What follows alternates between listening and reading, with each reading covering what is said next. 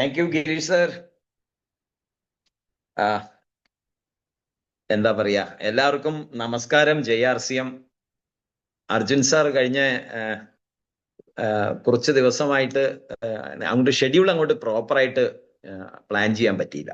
അപ്പോൾ 1-2 date time അങ്ങോട്ടും ഇങ്ങോട്ടൊക്കെ മാറേണ്ടി വന്നു.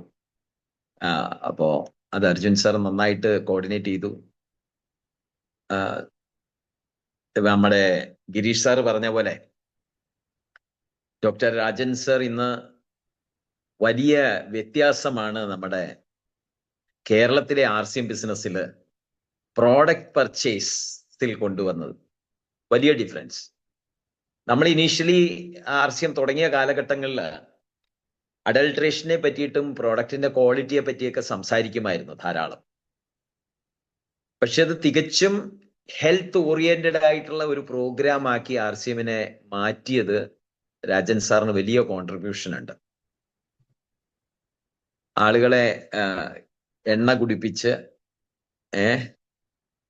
എന്താണ് ഓരോ ന്യൂട്രിചാർജിന്റെ ഓരോ പ്രോഡക്റ്റുകളും വലിച്ച് കീറി ഓപ്പറേറ്റ് ചെയ്ത് അതിന്റെ ചെറിയ ചെറിയ പീസുകളാക്കി അതിനെ മലയാളീകരിച്ച്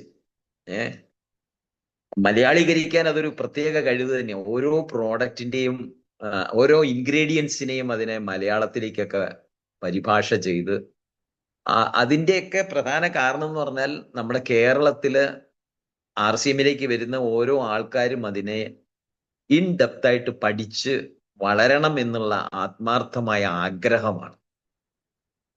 അത് തൊട്ടു പിന്നാലെ നമ്മൾ അർജുൻ സാറും വന്നു. അതോടുകൂടി കാര്യങ്ങൾ കുറച്ചും കൂടി യൂത്തിലേക്കും കൂടി നല്ലോണം കയറാൻ തുടങ്ങി. അങ്ങനെ നമ്മളെ സുരാഗ് സാറൊക്കെ കയറി ഇന്ന് സ്റ്റേജിൽ അലക്കുകയാണ്. വളരെ വലിയ വ്യത്യാസം. ഇന്ന് നെക്സ്റ്റ് ജനറേഷൻ എന്ന ഒരു പ്രോഗ്രാം നമ്മുടെ TCG രൂപകൽപ്പന ചെയ്യുന്നതിനെക്കാട്ടിലും എത്രയോ മുൻപ് കേരളത്തിലെ സീനിയർ ലീഡേഴ്സിന്റെ മക്കള് യൂത്ത് ജനറേഷൻ പ്രോഗ്രാംസ് ഇവിടെ ആരംഭിച്ചിട്ടുണ്ട്. വളരെ മുമ്പ് തന്നെ ആരംഭിച്ചു. ഇപ്പോ നമ്മുടെ RCMല് യൂത്ത് നെക്സ്റ്റ് ജനറേഷൻ പ്രോഗ്രാം, യൂത്തിന്റെ സ്പെഷ്യൽ പ്രോഗ്രാം തുടങ്ങിയിട്ട് 3 വർഷമായിട്ടേ ഉള്ളൂ. അതിനെക്കാട്ടിലുമൊക്കെ എത്രയോ മുൻപ് തന്നെ നമ്മൾ യൂത്ത് സ്പെഷ്യൽ പ്രോഗ്രാംസ് കേരളത്തിൽ ആരംഭിച്ചു കഴിഞ്ഞു. നമ്മുടെ സീനിയർ ലീഡേഴ്സിന്റെ എല്ലാം മക്കൾ ഇന്ന് വളരെ സീരിയസ് ആയിട്ട് RCM ചെയ്യുകയും വലിയ അച്ചീവ്മെന്റ് 1 ലക്ഷത്തിന് മേലെയൊക്കെ മന്ത്ലി വരുമാനം വാങ്ങുന്ന നമ്മുടെ സീനിയർ ലീഡേഴ്സിന്റെ മക്കൾ ഇന്ന് RCM ബിസിനസ്സിലുണ്ട് കേരളത്തിൽ. അപ്പോ ഇതിനകത്തു നിന്നൊക്കെ നമ്മൾ മനസ്സിലാക്കേണ്ടത് RCM ഒരു ഷോർട്ട് ടേം പ്ലാൻ ആയിട്ട് നമ്മൾ ഒരിക്കലും കാണാൻ പാടില്ല. താൽക്കാലികമായിട്ട് ഉള്ള ഒരു പ്രോഗ്രാം ആയിട്ട് RCMനെ ഒരിക്കലും കാണാതെ ഒരു ലോങ് ടേം വിഷനോട് കൂടിയിട്ട് വേണം RCMലേക്ക് നമ്മൾ വരാൻ. ഇപ്പൊ ഗിരീഷ് ചാലക്കുടി സർ നമ്മുടെ മുൻപിൽ പറഞ്ഞ കാര്യവും അത് തന്നെയാണ്. ഒട്ടും വ്യത്യാസമില്ല. ഞങ്ങളിത് 20 വർഷങ്ങളോളമായി കേരളത്തിലേക്ക് കൊണ്ടുവന്നിട്ട്, ഞാൻ ബാംഗ്ലൂരായിരുന്നു, എയർഫോഴ്സിലായിരുന്നു, ഗിരീഷ് സാറ് ആർമിയിലായിരുന്നു. അത്രേ വ്യത്യാസമുള്ളൂ. ഞങ്ങളെല്ലാവരും ഡിഫൻസുകാരാണ്. കൂടാതെ ഇന്ന് കേരളത്തില് ചുക്കാൻ പിടിച്ചുകൊണ്ടിരിക്കുന്ന ഓൾമോസ്റ്റ് എല്ലാ സീനിയർ ലീഡേഴ്സും ഡിഫൻസിന്റെ ബാക്ക്ഗ്രൗണ്ടുമായിട്ട് വളരെ ക്ലോസ്ലി അസോസിയേറ്റഡ് ആണ്. അവരാണ് ഇന്ന് ലീഡിങ് സ്ഥാനത്ത് നിൽക്കുന്നത്. അത് എന്തുകൊണ്ടാണെന്ന് വെച്ചിട്ടുണ്ടെങ്കിൽ ഞാൻ എയർഫോഴ്സിലായിരുന്നു. അപ്പൊ എനിക്കറിയാവുന്ന കുറച്ച് ആൾക്കാർ എയർഫോഴ്സുകാരായിരുന്നു എന്നതുകൊണ്ടാണ് എയർഫോഴ്സിൽ നിന്നും ആരംഭിച്ചത്. ഇന്നത് 20 വർഷങ്ങൾക്ക് മുമ്പ് ഉണ്ടായിരുന്ന RCMും 20 വർഷത്തിന് ശേഷമുള്ള RCMുമായിട്ട് ഭയങ്കര വ്യത്യാസമാണ്. ഭയങ്കര വ്യത്യാസം പറയാൻ പറ്റില്ല. ഗിരീഷ് സാർ ഇപ്പം നേരത്തെ സൂചിപ്പിച്ചു, എന്ത് കാരണം കൊണ്ടാണ് ഞാൻ RCMൽ വന്നത്, ഇവിടെ വന്നാൽ ആരോട് പറയണം, ആര് വരും, ആര് കേൾക്കും, ഇതൊന്നും ആക്ച്വലി RCMന്റെ പ്ലാൻ കേട്ടപ്പോൾ ഞാൻ ആലോചിച്ചതേ ഇല്ല. ആരോടാണ് RCM പറയേണ്ടതെന്നോ, ആരെയാണ് RCMൽ സ്പോൺസർ ചെയ്യേണ്ടതെന്നോ, ഞാൻ ആരെങ്കിലും പോയിട്ട് പ്ലാൻ കാണിച്ചിട്ടുണ്ടെങ്കിൽ അവർ RCMൽ വരുമെന്നോ ഒരു ധാരണയുണ്ടായിരുന്നു. അതിനെപ്പറ്റി ഞാൻ ആലോചിച്ചിട്ടേ ഇല്ല. എൻ്റെ മനസ്സിൽ ഒരു പോയിന്റ് മാത്രമേ ഉണ്ടായിരുന്നുള്ളൂ RCMന്റെ പ്ലാൻ കേട്ടപ്പോൾ. എനിക്ക് RCM ചെയ്യണം. That's all. വേറെ ഒന്നും ഞാൻ ഈ ആരോടെങ്കിലും പറഞ്ഞാൽ അവർ വരുമോ, ഇനി അവർ വന്നില്ലെങ്കിൽ എനിക്ക് നഷ്ടം വരുമോ, ഈ പ്രോഡക്റ്റുകൾ കൊടുത്താൽ അവർ പർച്ചേസ് ചെയ്യുമോ, ഇതൊന്നും ഞാൻ ആലോചിച്ചതേയില്ല. ഞാൻ ആകെ ഒരൊറ്റ കാര്യം ആലോചിച്ചിട്ടുള്ളൂ, I want to do this business. എനിക്ക് ഈ ബിസിനസ് ചെയ്യണം. ഇൻവെസ്റ്റ്മെന്റ് ഒന്നുമില്ല, റിസ്ക് ഇല്ല, വളരെ ക്വാളിറ്റി ഉള്ള നല്ല പ്രോഡക്റ്റുകൾ. അന്ന് ഞാൻ നോക്കിയപ്പോൾ ഡിഫൻസ് ക്യാൻറ്റീനേക്കാട്ടിലും വില കുറച്ച് കിട്ടുന്നു. മറ്റ് ഒരു കാരണവും ഞാൻ അതിനകത്ത് കണ്ടില്ല. ചെയ്യാം, ആളുകൾക്ക് പർച്ചേസ് ചെയ്യാൻ എളുപ്പമുണ്ട്, ബുദ്ധിമുട്ടില്ലാതെ ആളുകൾ റീപർച്ചേസ് ചെയ്തു കൊള്ളും എന്ന് തോന്നിയതിന്റെ അടിസ്ഥാനത്തിൽ ആർക്ക് കൊടുക്കണമെന്നോ ആരെ സ്പോൺസർ ചെയ്യണമെന്നോ ഒന്നും ആലോചിച്ചിട്ടുണ്ടായിരുന്നില്ല.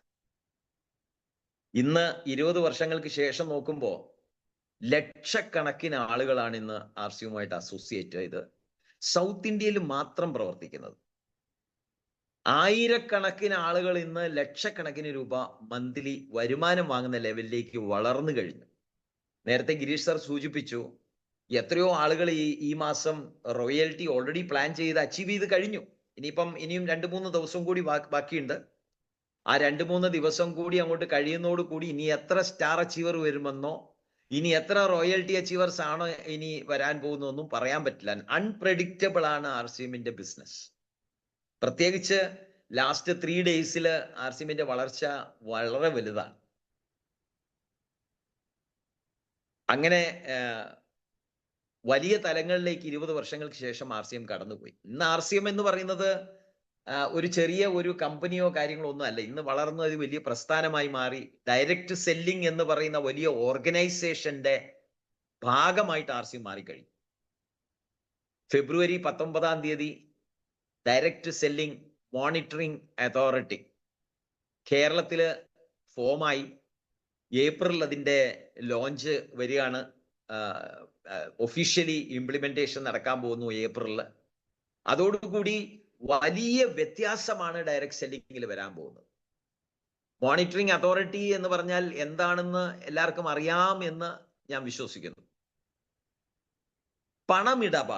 പണമിടപാട് എവിടെയെല്ലാം ഉണ്ടോ അവിടെയെല്ലാം മോണിറ്ററിംഗ് അതോറിറ്റി ഉണ്ടാവും.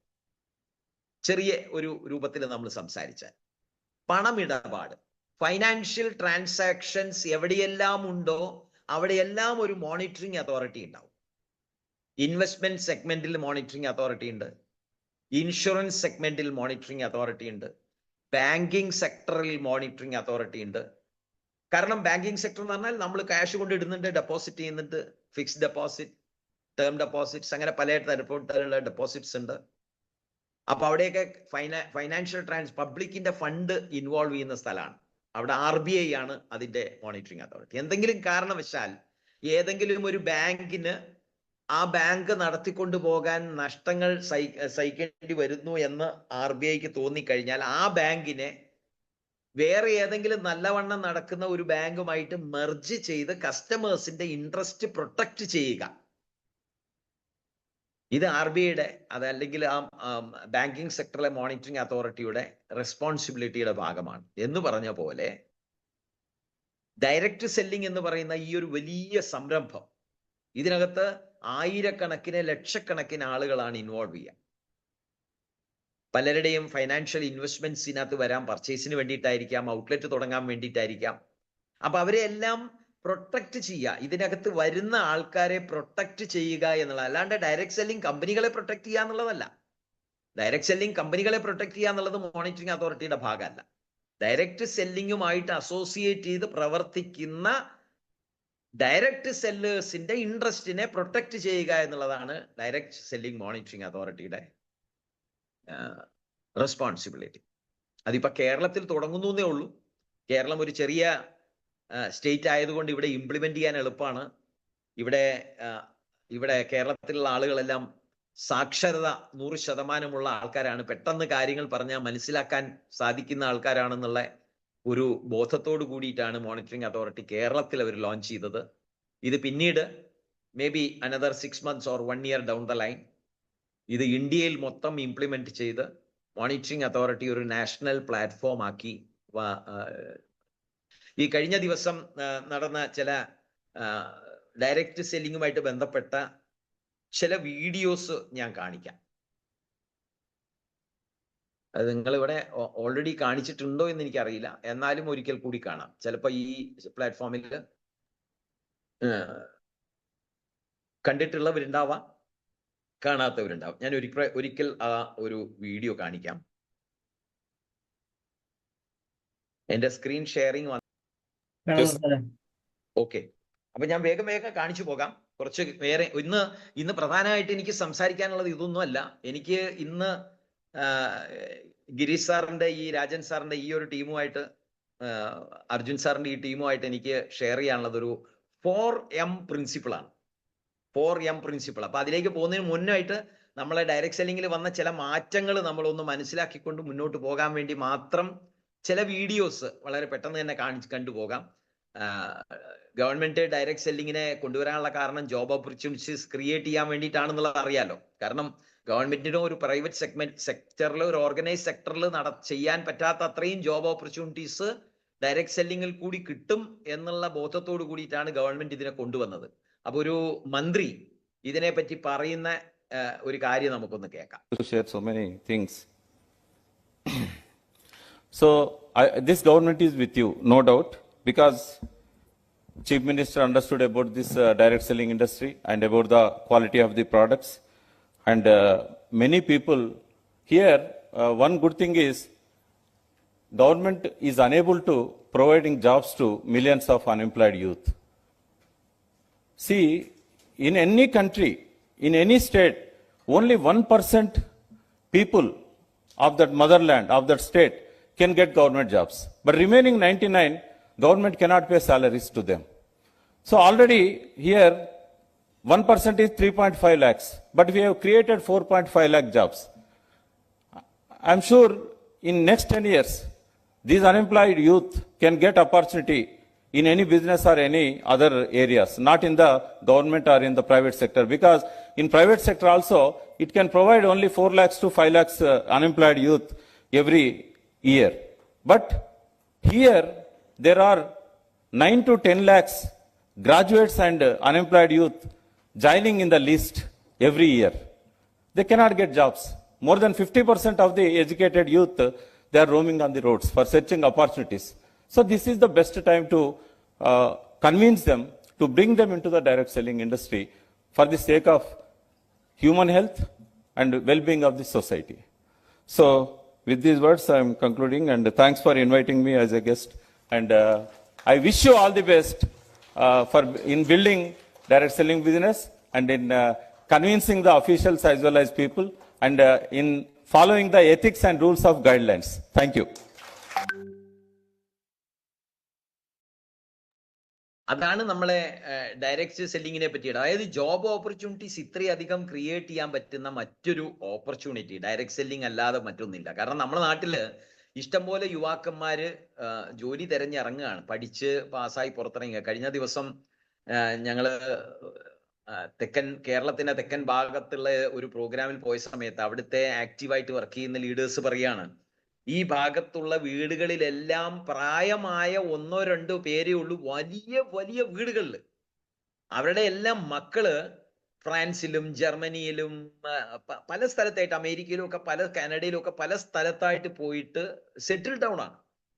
ഇന്ന് അവിടെയെല്ലാം ഓൾഡ് ഏജ് ഹോമിന്റെ ഒരു വളർച്ച വളരെയധികം കൂടി വരികയാണ്. കാരണം പ്രായമായ ആൾക്കാരെ നോക്കാൻ ഇന്ന് വീടുകളിൽ ആളില്ല. അപ്പൊ അവരെ വീട്ടിൽ ഒറ്റക്കിടാൻ സാധിക്കാത്തത് കൊണ്ട് അവരെ കൊണ്ടുപോയി ഓൾഡ് ഏജ് ഹോമിലേക്ക് മാറ്റുകയാണ്. അപ്പൊ അവരുടെ മെഡിക്കൽ അസിസ്റ്റൻസ്, അവർക്ക് വേണ്ട മറ്റ് സൗകര്യങ്ങളൊക്കെ, എന്തെങ്കിലും ഹോസ്പിറ്റൽ സംബന്ധമായിട്ടുള്ള പ്രശ്നങ്ങളോ ഭക്ഷണമോ കാര്യങ്ങളോ ഒക്കെ നോക്കാൻ വേണ്ടിയിട്ട് ആരെങ്കിലും വേണ്ടേ? അപ്പൊ അതിന് വേണ്ടിയിട്ട് ഓൾഡ് ഏജ് ഹോംസ് ഇന്ന് മൾട്ടിപ്ലൈ ചെയ്ത് വന്നുകൊണ്ടിരിക്കുകയാണ്. കാരണം നമ്മുടെ നാട്ടിൽ ജോബ് ഓപ്പർച്യൂണിറ്റി ഇല്ല എന്നുണ്ടെങ്കിൽ പഠിച്ച് എന്താണ് പറയാ, വിദ്യാഭ്യാസ സമ്പന്നരായിട്ടുള്ള കുട്ടികള് ഇപ്പൊ വെറുതെ വീട്ടിലിരിക്കാൻ പറ്റില്ലല്ലോ. അവർക്ക് എന്തെങ്കിലും വരുമാനം വേണം, അവർക്ക് വളരണം, അവർ പഠിച്ച കാര്യങ്ങൾ ജീവിതത്തിൽ എവിടെയെങ്കിലും ഇംപ്ലിമെന്റ് ചെയ്യണം. അതിനുള്ള അവസരം നമ്മുടെ നാട്ടിലില്ലെങ്കിൽ അത് എവിടെയാണോ ഉള്ളത് അങ്ങോട്ട് പോകുക എന്നല്ലാതെ വേറെ ഓപ്പർച്യൂണിറ്റി ഇല്ലല്ലോ. അപ്പൊ അതിന് ഒരു സൊല്യൂഷനാണ് ഡയറക്റ്റ് സെല്ലിംഗ് എന്ന് പറയുന്നത്. ഇങ്ങനെ ഒറ്റപ്പെട്ട് ജീവിക്കേണ്ട ആവശ്യമില്ലാതെ ഫാമിലിയിൽ ഹസ്ബൻഡും വൈഫും, അതായത് ഫാദറും മദറും മക്കളും ഒക്കെ ഒരുമിച്ച് നിൽക്കാനും ഈ ബിസിനസിന്റെ ഡെവലപ്മെന്റിന് വേണ്ടിയിട്ട് മാത്രമായിട്ട് ചില ഏരിയകളിലേക്ക് ട്രാവൽ ചെയ്യാനും ഒക്കെ വേണ്ടിയിട്ടൊക്കെ ഉള്ള ഒരു ഹെൽപ്ഫുൾ ആയിട്ടുള്ള ഒരു ഓപ്പർച്യൂണിറ്റി ആയിട്ട് ഡയറക്റ്റ് സെല്ലിംഗ് മാറുകയാണ്. പക്ഷെ ഒരു കാര്യം നമ്മൾ മനസ്സിലാക്കണം, ലക്ഷക്കണക്കിന് ഡയറക്ട് സെല്ലിംഗ് കമ്പനികൾ നമ്മുടെ നാട്ടിലുണ്ട്. ലക്ഷക്കണക്കിന്. കഴിഞ്ഞ 5 വർഷത്തിൽ 2.5 ലക്ഷത്തിന് മേലെ ഡയറക്റ്റ് സെല്ലിംഗ് കമ്പനികൾ എന്ന പേരിൽ നമ്മുടെ നാട്ടിൽ ഓപ്പറേറ്റ് ചെയ്യുന്ന കമ്പനികൾ ക്ലോസ് ആയിപ്പോയി, അടച്ചുപോയി. ഡയറക്റ്റ് സെല്ലിംഗ് കമ്പനിയാണെന്നാണ് അവരെല്ലാവരും ഡിമാൻഡ് ചെയ്യുന്നത്. ഞങ്ങളെല്ലാം ഡയറക്റ്റ് സെല്ലിംഗ് ആണെന്നാണ് പറഞ്ഞുകൊണ്ടിരുന്നത്. 2.5 ലക്ഷത്തോളം കമ്പനികൾ കഴിഞ്ഞ 5 വർഷത്തിൽ അടച്ചുപോയി. അപ്പം ഒന്ന് ആലോചിച്ച് നോക്കണം, എന്തുമാത്രം കമ്പനികൾ നമ്മുടെ നാട്ടിലുണ്ടാവും. ഇനിയും ലക്ഷക്കണക്കിന് കമ്പനികൾ നമ്മുടെ നാട്ടിൽ ഇന്നും വർക്ക് ചെയ്യുന്നുണ്ട്. പക്ഷേ സ്മൃതി ഇറാനി എന്ന് പറയുന്ന യൂണിയൻ മിനിസ്റ്റർ കഴിഞ്ഞ ദിവസം ഡൽഹിയിൽ വെച്ച് പറഞ്ഞ കാര്യത്തില് അവര് വളരെ സ്പഷ്ടമായിട്ട് പറഞ്ഞു, ആർസിഎമ്മിന്റെ പേര് അവർ എടുത്തു പറഞ്ഞു. അതിനകത്ത് അവർ പ്രതിപാദിച്ചത് 8 കമ്പനികളെ മാത്രമേ ലീഗലി അവർക്ക് ഡയറക്റ്റ് സെല്ലിങ്ങിൽ ഐഡന്റിഫൈ ചെയ്യാൻ പറ്റിയിട്ടുള്ളൂ ഇന്ത്യയിൽ.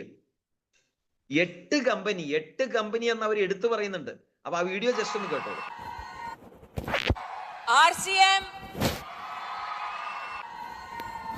8 कंपनियां हैं संजीव जी, जो बहन टॉप फीमेल डायरेक्ट सेलर है। संजीव जी से मैं आज इस मंच से संकल्प चाहती हूं, उस हर टॉप डायरेक्ट सेलर फीमेल को 1,08,000 का इनाम दिया जाएगा।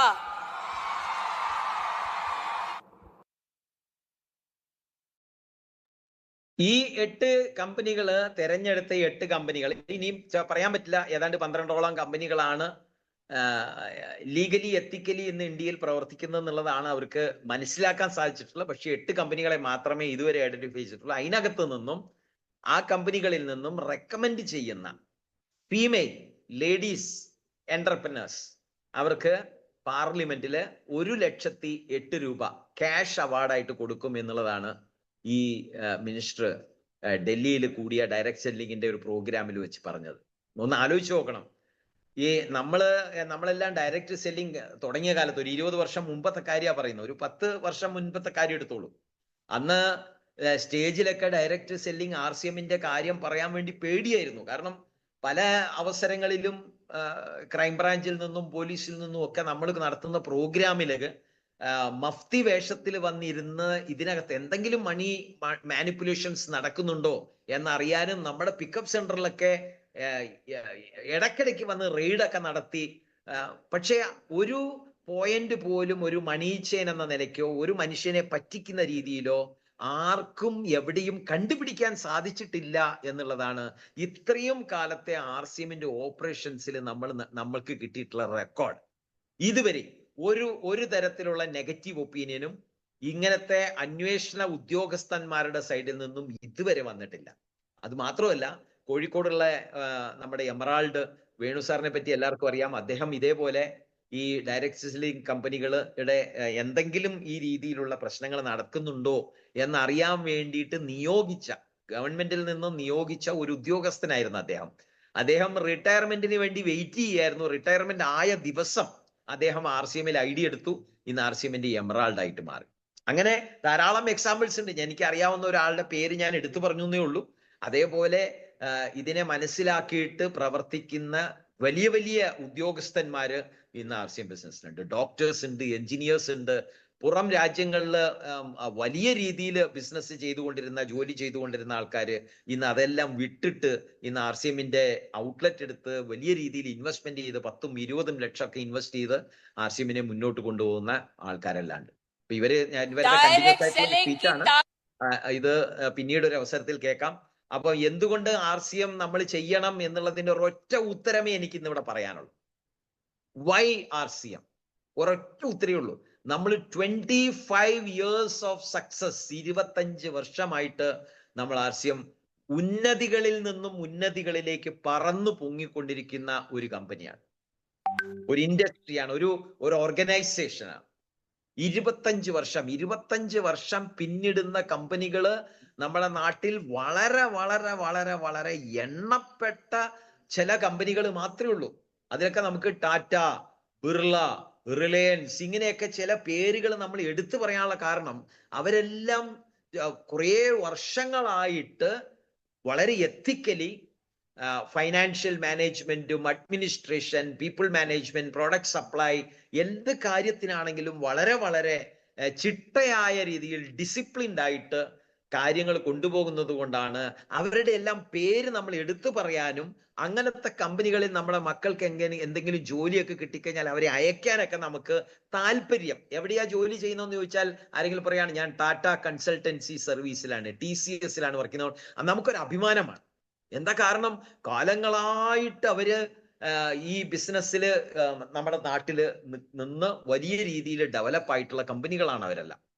അതേപോലെ കഴിഞ്ഞ 25 വർഷമായിട്ട് വലിയ രീതിയിൽ ഡെവലപ്പ് ചെയ്തുകൊണ്ടിരിക്കുന്ന ഡയറക്റ്റ് സെല്ലിംഗ് എന്ന് പറയുന്ന ഇൻഡസ്ട്രിയിലെ വലിയ ഒരു കമ്പനിയാണ് RCM എന്ന് പറയുന്നത്. 25 വർഷം, 25 ഇയേഴ്സ്. ഇത് ചെറിയ കാലയളവല്ല. ഒരു ജനറേഷൻ മാറാൻ 25 ഇയേഴ്സ് ആണ് വേണ്ടതെന്നാ പറയുക. ഒരു ജനറേഷൻ മറിയാൻ 25 ഇയേഴ്സ് ആണ് കണക്കെടുക്കാറ്. 25 വർഷം. അപ്പൊ ഒരു ജനറേഷനെ മാറ്റിമറിച്ച ഒരു കമ്പനിയാണ് RCM, റൈറ്റ്? ഒരു പാന്റ് പീസിൽ നിന്നും ആരംഭിച്ചിന്ന് 4500 മേലെ പ്രോഡക്റ്റുകൾ അഗ്രികൾച്ചർ സെഗ്മെന്റിൽ നമ്മളുണ്ട്, ന്യൂട്രീഷൻ സെഗ്മെന്റിൽ നമ്മളുണ്ട്, കോസ്മെറ്റിക് സെഗ്മെന്റിൽ നമ്മളുണ്ട്, ടെക്സ്റ്റൈൽസിലുണ്ട്, സ്റ്റേഷനറിയിലുണ്ട്. നമ്മൾ ഇല്ലാത്ത ഫീൽഡ് ഏതാ ഉള്ളത്? ഇന്ന് ഡയറക്റ്റ് സെല്ലിംഗ് എന്ന് പറയുന്ന ഇന്ന് ഇന്ത്യയിൽ ഓപ്പറേറ്റ് ചെയ്യുന്ന കമ്പനികളില് ഇത്രയും വൈഡ് റേഞ്ച് ഓഫ് പ്രോഡക്ട്സ് ഉള്ള കമ്പനികൾ ഇല്ല, നമ്മുടെ നാട്ടിലില്ല.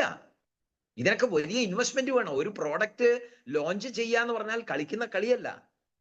ഒരു പ്രോഡക്റ്റ് ലോഞ്ച് ചെയ്യാന്ന് പറഞ്ഞാൽ ഇന്ത്യയിലുള്ള 1-2 കോടി ആൾക്കാർക്ക് വേണ്ട 1-2-3 മാസം അവർക്ക് റീപർച്ചേസ് ചെയ്യാനുള്ള സൗകര്യത്തിൽ വേണം ഒരു പ്രോഡക്റ്റ് ലോഞ്ച് ചെയ്യാൻ. അപ്പൊ ഒരു പ്രോഡക്റ്റ് ലോഞ്ചിങ് എന്ന് പറഞ്ഞാൽ 1-2 കോടി പ്രോഡക്റ്റ് പീസ് ഓഫ് പ്രോഡക്റ്റ് വേണ്ടി വരും ലോഞ്ച് ചെയ്യാൻ. അതിനനുസരിച്ചുള്ള ഇൻവെസ്റ്റ്മെന്റ് വേണ്ടി വരും. അതിന്റെ പ്രൊഡക്ഷൻസ്, അതിന്റെ റോ മെറ്റീരിയൽ, അതിന്റെ പാക്കിംഗ്, സപ്ലൈ, ഈ കാര്യങ്ങളുടെ എഡ്യൂക്കേഷൻ. ഒരു പ്രോഡക്റ്റ് ലോഞ്ചിന്റെ പിന്നിൽ എത്ര എഫേർട്ട് ഉണ്ട്, എത്ര ഇൻവെസ്റ്റ്മെന്റ് ഉണ്ട്. അത് മാനേജ് ചെയ്യാൻ പറ്റുന്ന കമ്പനി മാത്രമേ ഇത്രയും വൈഡ് റേഞ്ച് ഓഫ് പ്രോഡക്ട്സുകൾ കൊണ്ടുവരുള്ളൂ. സാധാരണഗതിയിൽ നിങ്ങൾ നോക്കിക്കഴിഞ്ഞാൽ ഈ ഡയറക്ട് സെല്ലിംഗ് ഇൻഡസ്ട്രിയിൽ അഗ്രികൾച്ചർ ഡീൽ ചെയ്യുന്ന കമ്പനികൾ അഗ്രികൾച്ചർ മാത്രമേ ഉണ്ടാവുള്ളൂ. വെൽനസ് ഡീൽ ചെയ്യുന്ന കമ്പനിക്ക് വെൽനസ് മാത്രമേ ഉണ്ടാവുള്ളൂ, അവർക്ക് അഗ്രികൾച്ചർ പ്രൊഡക്റ്റ് ഉണ്ടാവില്ല. കോസ്മെറ്റിക് ഡീൽ ചെയ്യുന്ന കുറെ കമ്പനികളുണ്ട്, അവർക്ക് കോസ്മെറ്റിക്സ് മാത്രമേ ഉള്ളൂ. അവര് FMCGയോ അല്ലെങ്കിൽ ഉപ്പോ ന്യൂട്രീഷനോ ഒന്നും കൊടുക്കില്ല, അവർ കോസ്മെറ്റിക് മാത്രം ഫോക്കസ് ചെയ്യും. ടെക്സ്റ്റൈൽസ് മാത്രം സപ്ലൈ ചെയ്യുന്ന ചില ഡയറക്ട് സെല്ലിംഗ് കമ്പനികൾ, അവർ ടെക്സ്റ്റൈൽസ് മാത്രമേ ഫോക്കസ് ചെയ്യുള്ളൂ. കാരണം അവർ FMCG സെഗ്മെന്റ് ലോഞ്ച് ചെയ്ത് കഴിഞ്ഞാൽ അതിനകത്ത് ഇൻവെസ്റ്റ്മെന്റ് വേണം, പിന്നെ അതിന്റെ ഡിസ്ട്രിബ്യൂഷൻ ചെയ്യാനുള്ള ചാനൽ അവർക്ക് ഉണ്ടാവണം. ഓരോ പ്രോഡക്റ്റിനും ഇൻവെസ്റ്റ്മെന്റ് കോടികളുടെ ഇൻവെസ്റ്റ്മെന്റ് വേണ്ടി വരും, കോടികളുടെ. നമ്മൾ പറയും ഗോതമ്പ് പൊടി, സാറേ 2 കിലോയുടെ ഗോതമ്പ് പൊടിയേ ഉള്ളൂ, നമുക്ക് 1 കിലോന്റെ ഗോതമ്പ് പൊടിയും കൂടി വേണം, അല്ലേ? സുരാഗ് സർ, ഞാൻ പറഞ്ഞത് ശരിയല്ലേ? പല ആളുകളും ഇങ്ങനെ ചോദിക്കാറുണ്ട്, സാർ ഈ 1 കിലോന്റെ ഗോതമ്പ് പൊടിയില്ലേ? നമ്മളെയൊക്കെ സംബന്ധിച്ചിടത്തോളം 1 കിലോയുടെ ഗോതമ്പ് പൊടി എന്ന് പറയുമ്പോൾ എന്റെ വീട്ടിലേക്ക് വേണ്ട 1 കിലോ ഗോതമ്പ് പൊടി അവിടെ RCM-കാരൻ പാക്ക് ചെയ്ത് അയക്കുന്ന വിചാരിക്കുന്നത്. അങ്ങനെയല്ല. RCM-ൽ 1 കിലോയുടെ ഗോതമ്പ് പൊടി പാക്ക് ചെയ്യണമെന്നുണ്ടെങ്കിൽ ആ 1 കിലോ ഗോതമ്പ് പൊടി എത്രയോ കോടിക്കണക്കിന് പീസ് അവർ മാനുഫാക്ചർ ചെയ്യേണ്ടി വരും. അപ്പൊ 1 കോടി ഗോതമ്പ് പൊടി എന്ന് പറയുമ്പോഴത്തേക്കും എത്ര കോടിയുടെ ഇൻവെസ്റ്റ്മെന്റ് ആയി? ഒരു 50 രൂപയാന്ന് വിചാരിച്ചോളൂ 1 കിലോ ഗോതമ്പ് പൊടിക്ക്. അപ്പൊ 1 കോടി പീസ് 1 കിലോയുടെ ഗോതമ്പ് പൊടി ലോഞ്ച് ചെയ്യണമെങ്കിൽ 50 കോടിയുടെയെങ്കിലും ഇൻവെസ്റ്റ്മെന്റ് വേണം ഒരു മാസത്തേക്ക്. ചുരുങ്ങിയത് ഒരു 3 മാസത്തേക്കുള്ളതെങ്കിലും കണ്ടിട്ട് വേണ്ടി വരും ഈ 1 കിലോയുടെ ഗോതമ്പ് പൊടി ലോഞ്ച് ചെയ്യാൻ. അപ്പൊ 150 കോടി മുതൽ 200 കോടി വരെ ഇൻവെസ്റ്റ്മെന്റ് വേണ്ടി വരും ഈ ഒരു കിലോ ഗോതമ്പ് പൊടി ഒരു പ്രോഡക്റ്റ് ലോഞ്ച് ചെയ്യാൻ. 150 കോടി, 150 മുതൽ 200 കോടി. അത് മാത്രം മതിയോ? അതിന്റെ മെഷീനറി, അതിന്റെ പാക്കിംഗ് മെറ്റീരിയൽസ്, അത് കംപ്ലീറ്റ് ഡിഫറെന്റ് അല്ലേ? അതിന്റെ പ്രിന്റിങ്ങും കംപ്ലീറ്റ് ഡിഫറെന്റ് അല്ലേ? 2 കിലോയുടെ ഗോതമ്പ് പൊടിക്കകത്തേക്ക് 1 കിലോന്റെ ഗോതമ്പ് പൊടി ഇട്ടിട്ട് അയക്കാൻ പറ്റില്ലല്ലോ. അപ്പൊ അതിന്റെ പാക്കിംഗ് മാറ്റണം, അതിന്റെ മെഷീനറി മാറ്റണം, അതിന്റെ പാക്കിംഗ് മെക്കാനിസം മാറ്റണം, അതിന്റെ കംപ്ലീറ്റ് മെയിൻ്റെനൻസ്, അതിന്റെ സ്റ്റാഫ് വേറെ. ഇത് പറ്റാത്തത് കൊണ്ടാണ് മാർക്കറ്റിൽ പല കമ്പനികളും ചില ലിമിറ്റഡ് പ്രോഡക്ട്സുകൾ മാത്രമായിട്ട് ഇറങ്ങാനുള്ള കാരണം. RCM എന്തുകൊണ്ടാണ് ഇത്രയും പ്രോഡക്റ്റുകൾ ലോഞ്ച് ചെയ്യാനുള്ള കാരണം എന്ന് ചോദിച്ചാൽ അവരുടെ കയ്യിൽ കപ്പാസിറ്റി ഉണ്ട് ഇൻവെസ്റ്റ് ചെയ്യാൻ. ഇനിയും 100 പ്രോഡക്റ്റ് ലോഞ്ച് ചെയ്യണോ, ഇനിയൊരു 10,000-20,000 കോടി ഇൻവെസ്റ്റ് ചെയ്യണോ, അതിന്റെ കാശും അതിന്റെ കപ്പാസിറ്റിയും ആർക്കുണ്ട്? RCMനുണ്ട്. എത്ര കോടി വേണമെങ്കിലും ഇൻവെസ്റ്റ് ചെയ്യാനുള്ള കപ്പാസിറ്റി ഉള്ള ഒരു കമ്പനിയിലാണ് നമ്മളെല്ലാം ഉള്ളത്. അപ്പൊ അതുകൊണ്ട് പല ആളുകളും RCMൽ 1-2 കോടിയൊക്കെ ഇൻവെസ്റ്റ് ചെയ്തിട്ട് RCMന്റെ ഔട്ട്ലെറ്റുകൾ കണ്ണും പൂട്ടി എടുക്കാനുള്ള കാരണം അവർ കമ്പനി പോയി കണ്ടു, ഈ കമ്പനിയുടെ പവർ കണ്ടു, ഇതിന്റെ വലുപ്പം കണ്ടു. അപ്പൊ ഇതിനകത്ത് എനിക്ക് ഇൻവെസ്റ്റ് ചെയ്യാം എന്ന കോൺഫിഡൻസ് അവർക്ക് കിട്ടിയത് കൊണ്ടാണ് ലക്ഷങ്ങളും കോടികളും ഒന്ന് ഇൻവെസ്റ്റ് ചെയ്യാൻ ഇന്ന് ആളുകള് RCMൽ ഇൻവെസ്റ്റ് ചെയ്യാൻ മടിക്കുന്നില്ല. മറ്റ് കമ്പനികളിലൊക്കെ മടിക്കാനുള്ള കാരണം അവർക്കൊന്നും ഒന്നുമില്ല, സ്വന്തമെന്ന് കാണിക്കാൻ ഒന്നുമില്ല, സ്വന്തമെന്ന് കാണിക്കാനുള്ള ഇൻഫ്രാസ്ട്രക്ചർ ഇല്ല. നമുക്ക് അങ്ങനെയല്ല, നമുക്ക് എല്ലാം കാണിക്കാൻ. നമ്മുടെ ഹെഡ് ഓഫീസ് ഭിൽവാര രാജസ്ഥാനിലുള്ള RCMന്റെ ഹെഡ് ഓഫീസിൽ വന്നാൽ ആ ഹെഡ് ഓഫീസ് കണ്ട് ഞെട്ടിയ ആൾക്കാരുണ്ട്. എത്ര വലുതാണ്, എത്ര കമ്പനികളാണ് അതിൻ്റെ ഉള്ളിൽ പ്രവർത്തിക്കുന്നത്. ടീ പൗഡർ മാനുഫാക്ചറിങ് അതിൻ്റെ ഉള്ളിൽ നടക്കുന്നു നമ്മുടെ ഹെഡ് ഓഫീസിൻ്റെ ഉള്ളിൽ. ഗോതമ്പൊടിയുടെ മാനുഫാക്ചറിങ് അതിൻ്റെ ഉള്ളിൽ നമ്മളെ ഹെഡ് ഓഫീസിനുള്ളിൽ നടക്കുന്നു. പെയിന്റ് മാനുഫാക്ചറിങ് നടക്കുന്നു. സ്വീറ്റ്സിന്റെ മാനുഫാക്ചറിങ് നടക്കുന്നു. സോപ്പ് മാനുഫാക്ചറിങ് നടക്കുന്നു. എന്തെല്ലാം മാനുഫാക്ചറിങ്സ് ആണ് നമ്മളുടെ ഹെഡ് ഓഫീസിന്റെ ഉള്ളിൽ. അത് കൂടാതെ അതിന്റെ ഗോഡൌണുകള്, ട്രക്ക് വരുന്നു, ലോഡാവുന്നു, അതിന്റെ സ്റ്റോറേജ് കാര്യങ്ങൾ, ഒരു വലിയ ഓഡിറ്റോറിയം, ഒരു 10,000-2,000 ആളുകൾക്ക് ഇരിക്കാൻ പറ്റുന്ന വലിയ ഓഡിറ്റോറിയം, ഒരു 10,000-5,000 ആൾക്കാർ വന്നു കഴിഞ്ഞാൽ സ്റ്റേ ചെയ്യാൻ പറ്റുന്ന അക്കോമഡേഷൻ ഏതെങ്കിലും കമ്പനിയിലുണ്ടോ? ഒരു 10 പേര് പോയാൽ താമസിക്കാൻ പറ്റുന്ന സൗകര്യം ഇന്ന് ഇന്ത്യയിലുള്ള ഏതെങ്കിലും ഒരു ഡയറക്റ്റ് സെല്ലിംഗ് കമ്പനിയുടെ ഹെഡ് ഓഫീസിലുണ്ടോ? ഒരു 10 പേര് ഉണ്ടോ? 10 പേർക്ക് പോയാൽ അവർ പുറത്തു പോയിട്ട് ഹോട്ടലിൽ റൂം എടുത്ത് താമസിക്കുകയും ചെയ്യുക. RCMൽ 5,000 പേര് വന്നാലും ഒരാള് പോലും ഹെഡ് ഓഫീസിന്റെ പുറത്ത് പോയി റൂം എടുത്ത് താമസിക്കേണ്ട. നമ്മുടെ ഹെഡ് ഓഫീസിന്റെ ഉള്ളിൽ താമസിക്കാനുള്ള സൗകര്യമുണ്ട്. ഓക്കെ, താമസ സൗകര്യം ചിലപ്പോൾ നമ്മൾ വിചാരിച്ച മാതിരി സ്റ്റാർ ഹോട്ടൽ അക്കോമഡേഷൻ ഒന്നും ആയിരുന്നു വരില്ല, ഒരു ഡോർമെട്രി പോലത്തെ അക്കോമഡേഷൻ ആയിരിക്കും. കാരണം അത്രയും സൗകര്യങ്ങളൊന്നും ചെയ്യാൻ മാത്രം ആവശ്യമില്ല. കാരണം നമ്മളാപ്പാടെ ഒരു ദിവസമോ 2 ദിവസം അവിടെ പോകുന്നു, നമ്മളവിടെ താമസിച്ച് സുഖിക്കാനും വേണ്ടിയിട്ട്. നമ്മളവിടെ ചെല്ലുന്ന എന്തിനാ? കാര്യങ്ങൾ പഠിക്കണം, കമ്പനി ഒന്ന് കാണണം, അതിന് വേണ്ടിയിട്ട് നമ്മൾ പോകുന്നത്. അപ്പൊ അവിടെ ചെന്നു നമ്മൾ തൽക്കാലത്തേക്കൊന്ന് സ്റ്റേ ചെയ്യാനുള്ള ഒരു സൗകര്യത്തിൽ നമ്മൾ താമസിക്കുന്നു.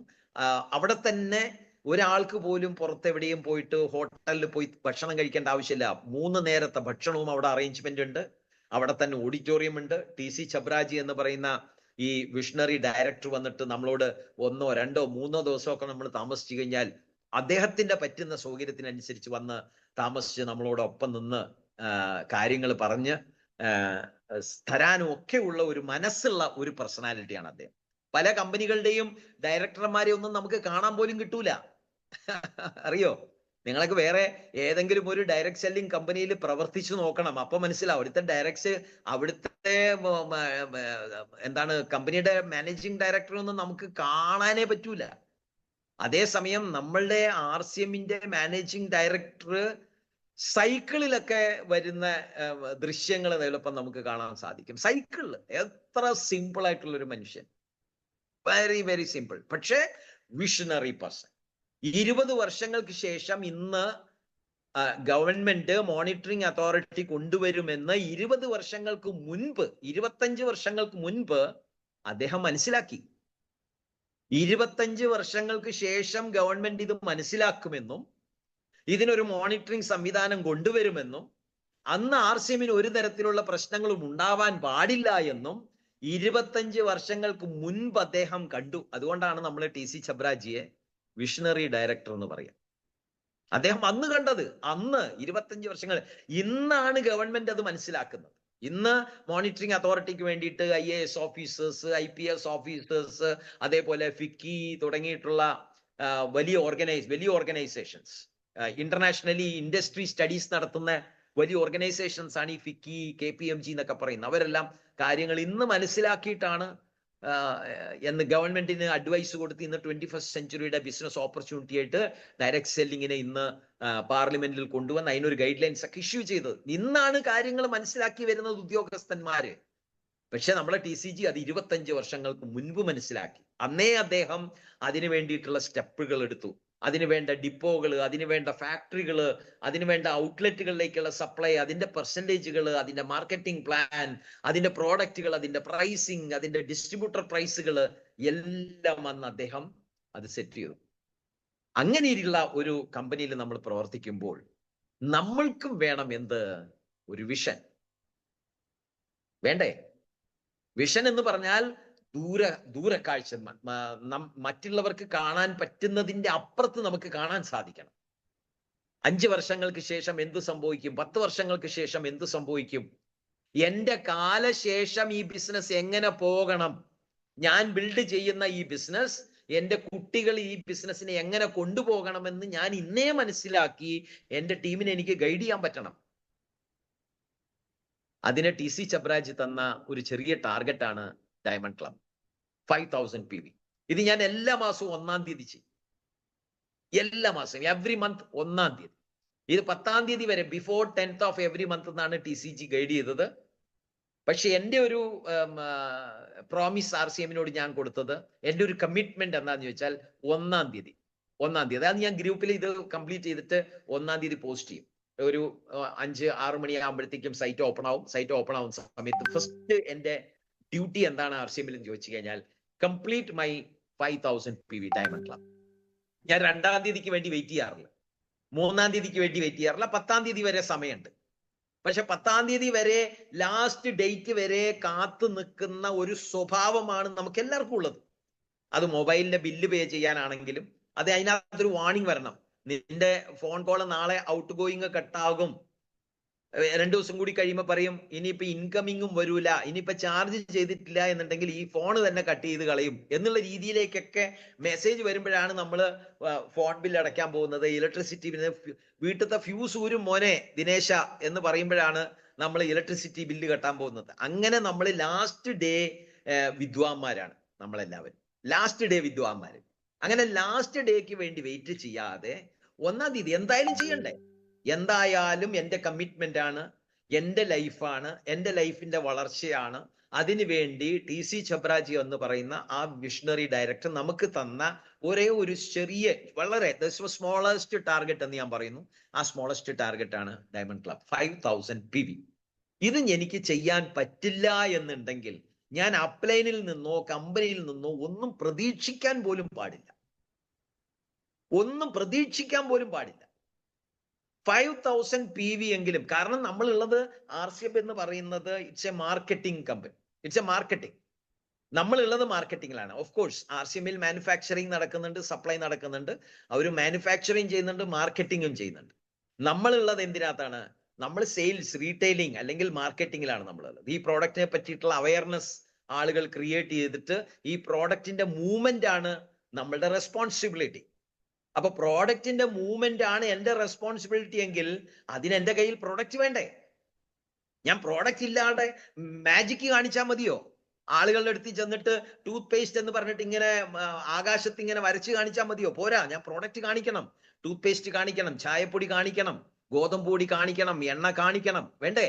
ഞാനിങ്ങനെ ആകാശത്ത് ഇങ്ങനെ, അല്ലെങ്കിൽ മാർക്കറ്റിംഗ് പ്ലാനിന്റെ ബുക്ക് എടുത്തിട്ട് തുറന്ന് കാണിച്ചിട്ട് ഫോട്ടോ കാണിച്ചാൽ മതിയോ? ഈ ഫോട്ടോ കാണിച്ചു കഴിഞ്ഞാൽ TC ചബ്രാജി അവിടുന്ന് ഫോട്ടോ എടുത്ത് അയച്ചു തരും ചെക്കിന്റെ. അക്കൗണ്ടിൽ കാശിടൂല. നമ്മള് ഫോട്ടോ കാണിച്ചാൽ നമുക്ക് ഫോട്ടോ വരും. ഒരു കാലത്തൊരു പിശുക്കൻ ഉണ്ടായിരുന്നു കേട്ടോ, സുരാഗ് സാർ. ഒരു കാലത്തൊരു പിശുക്കൻ, അദ്ദേഹത്തിന് എലിയെ പിടിക്കണം. അപ്പൊ എലിയെ പിടിക്കാൻ വേണ്ടിയിട്ട് അയാൾക്ക് കാശി ചെലവാക്കാനാവൂല. അങ്ങനെ നോക്കി നടന്നപ്പോ ഒരു കപ്പക്കഷ്ണത്തിന്റെ ഫോട്ടോ കണ്ടു. അപ്പൊ ആ ഫോട്ടോ എടുത്ത അയാൾ എലിക്കണിയിൽ പിടിപ്പിച്ചു. അപ്പൊ എലി വന്ന് നോക്കിക്കഴിഞ്ഞപ്പം എനിക്ക് മനസ്സിലായി, ഇയാള് പിശുക്കൻ കപ്പയുടെ ഫോട്ടോ എടുത്ത് വെച്ചിരിക്കുന്നു എലിക്കണിയിൽ. രാവിലെ പിശുക്കൻ വന്നിട്ട് എലിക്കണിയിൽ എലി കുടുങ്ങിയോ എന്ന് വന്ന് നോക്കിയപ്പണ്ട് അയാൾക്ക് എലിയുടെ ഫോട്ടോ കിട്ടി.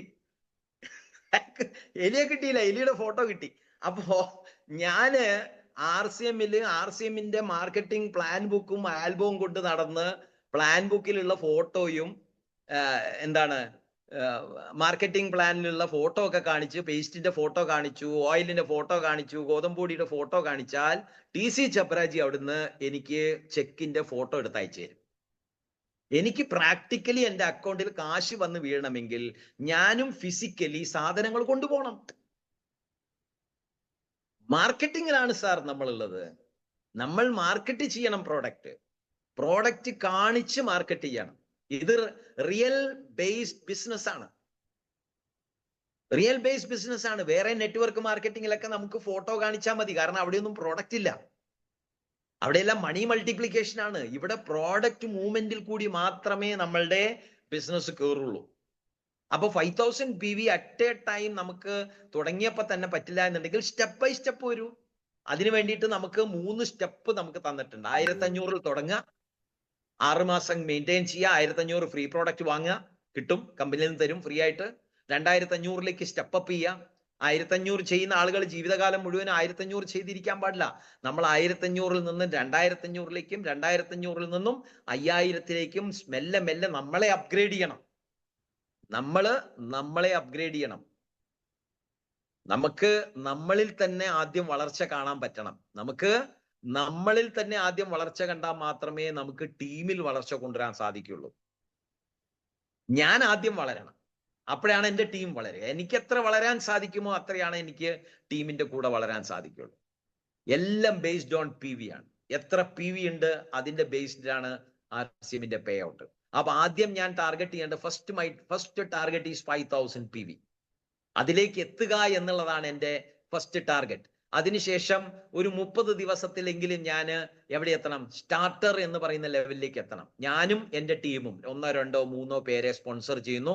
അവരെ 1500-ലേക്കോ 2500-ലേക്കോ കൊണ്ടുവന്ന് ഞാനൊരു 30 ഡേയ്സ്, ഒരു മാസത്തിലെങ്കിലും ഞാൻ സ്റ്റാർട്ടർ എന്ന് പറയുന്ന ലെവലിലേക്ക് വരണം. അവിടുന്ന് അനദർ ഒരു 3 months, 3 മാസം കൊണ്ടെങ്കിലും ഞാൻ ഓപ്പണർ എന്ന് പറയുന്ന ലെവലിലേക്ക് എത്തണം. 70,000 PV, ഗ്രൂപ്പ് PV, ഞാനും എൻ്റെ ടീമും കൂടിയുള്ള ടേൺ ഓവർ.